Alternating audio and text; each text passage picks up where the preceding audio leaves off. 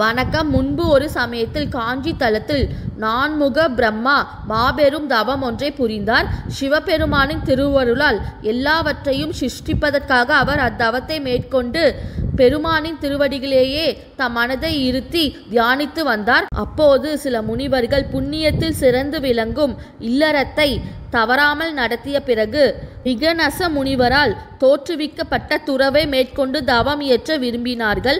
அதற்கு தகுந்த இடம் எங்கிருக்கிறது என்று கேட்டறிந்து கொள்வதற்காக அம்முனிவர்கள் அனைவரும் ஒன்று கூடி நான்முகனை நாடி சென்றார்கள்.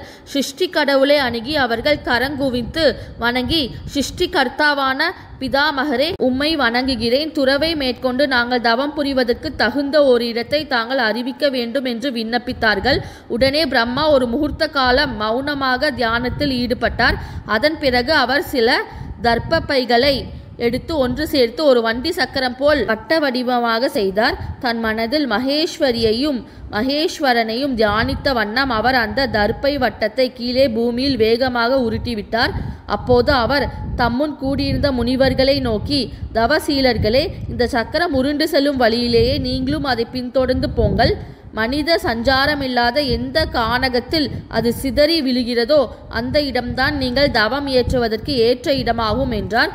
முனிவர்கள் அவரை வணங்கி விடை பெற்று கொண்டு உருண்டு செல்லும் அந்த சக்கரத்தையே இடைவிடாமல் பின்தொடர்ந்து செல்லலானார்கள். அந்த சக்கரம் கடைசியில் ஒரு வனப்பு மிக்க பாறாங்கல்லில் மீது வந்து மோதி கூர் மழுங்கி விழுந்தது.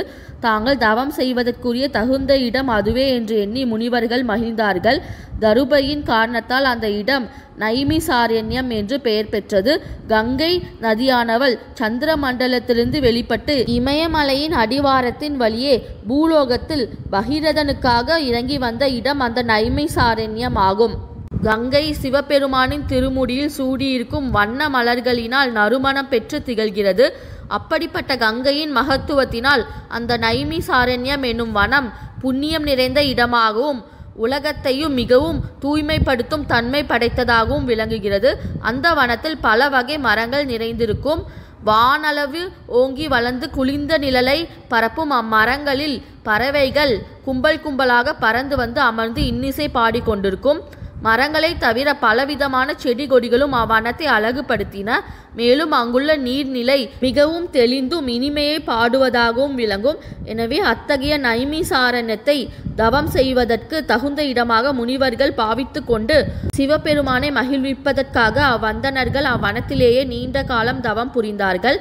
பிறகு 1000 ஆண்டுகள் செய்யக்கூடிய சத்ர யாகத்தையும் அவர்கள் செய்ய தொடங்கினார்கள். சிவபெருமானின் அருளை முன்னிட்டு அவ்வந்தனர்கள் புரிந்து வரும் சத்ர யாகத்தை பற்றி சூடமா முனிவர் கேள்விப்பட்டார். அவர் சத்தியவதியின் மகனான வியாச முனிவருக்கு சீடர். தீவிரமான தேஜஸ் பொருந்தியவர். அத்தகைய சூடமா முனிவர் யாகசாலையை நோக்கி வேகமாக வந்தார். அவரை கண்டதும் நைமிசாரண்ய முனிவர்கள் அனைவரும் ஆனந்த பரவசத்தால் மெய் சிலிர்த்து நின்று சூடமா முனிவரை வணங்கி பூஜித்தார்கள். அவருக்கு தகுந்த ஆசனம் ஒன்றை அளித்து அதில் அவரை அமர்ந்து கொள்ளும்படியாகவும் வேண்டினார்கள். சூடமா முனிவர் அகமகிழ்ந்து அந்த ஆசனத்தில் அமர்ந்தார். அழகான சொற்களால் பேசும் ஆற்றல் படைத்த அவரை நைமிசாரண்ய முனிவர்கள் திருப்தி அடைய செய்தார்கள். பிறகு அவர்கள் சூதமா முனிவரை நோக்கி, மகா முனிவரே, நான்முகன் வாக்கால் நாங்கள் இந்த நைமிசாரண்யத்துக்கு வந்து நற்பயன் பெற்றோம். புராணங்கள் சொல்வதில் வல்லவரான தாங்கள் இப்போது முருகப்பெருமானின் வரலாற்றை எங்களுக்கு சொல்லி அருள வேண்டும். கண்ணுதல் பெருமானின் நெற்றி கண்ணாகிய நெருப்பிலிருந்து ஸ்ரீ முருகன் எப்படி பிறந்தார்? சரவண பொய்கையிலிருந்து அவர் எப்படி தோன்றினார்?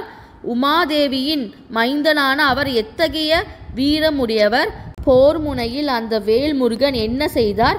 அரும்பெரும் ஆற்றல் வாய்ந்த அந்த ஆறுமுகனால் மடிந்து போன அசுரர்கள் யார் யார்? அவர் தேர், யானை, குதிரை போன்றவற்றை தனக்கு வாகனமாக வைத்து கொள்ளாமல் மயிலை ஏன் தனக்கு வாகனமாக்கி கொண்டார்? சக்திவேல் வஜ்ராயுதம் முதலான ஆயுதங்களோடு தன் கமலக்கையில் கோழியையும் ஏன் ஆயுதமாக வைத்து கொண்டிருக்கிறார்? அவரை திருமணம் புரிந்து கொண்ட உன்னதமான 2 மனைவியர்களும் எங்கே பிறந்தார்கள்? எல்லா சிறப்புகளையும் பெற்றிருக்கும் இந்த முருகனின் கதைகளை கேட்பதினால் இவ்வையகத்தில் என்னென்ன நன்மைகள் வந்து வாய்க்கும்? பெரும் பேறு பெற்றவரே, அப்பெருமானின் வீர தீரங்களையும் அருமை பெருமைகளையும் எங்களுக்கு எடுத்துரைக்க வேண்டும் என்று கேட்டார்கள். சூதமா முனிவர் அகமகிழ்ந்து, நல்விரதங்கள் புரிந்த தவசீலர்களே, சகல மங்களங்களையும் தரக்கூடிய முருகப்பெருமானின் சரிதத்தை கூறுகிறேன். நீங்கள் அனைவரும் ஒருமித்த மனதோடு அவற்றை கேட்டு மகிழுங்கள். இந்த கந்தனின் கதை அறம், பொருள், இன்பம், வீடு என்னும் நான்கினையும் ஒருங்கே நல்கும். குழந்தை பேரே கிட்டாத மலட்டு பெண்கள் கூட இந்த மாபெரும் முருக சரிதத்தை செவிக்குளிர கேட்டால் குழந்தை பாக்கியத்தை அடைவாள். கன்னிகையை விரும்புபவர் அவளை அடைய பெறுவார். கல்வியை விரும்புபவர் அந்த படிப்பையும், தரணியாள விரும்புபவர் அரசையும் அடைந்து மகிழ்வார்.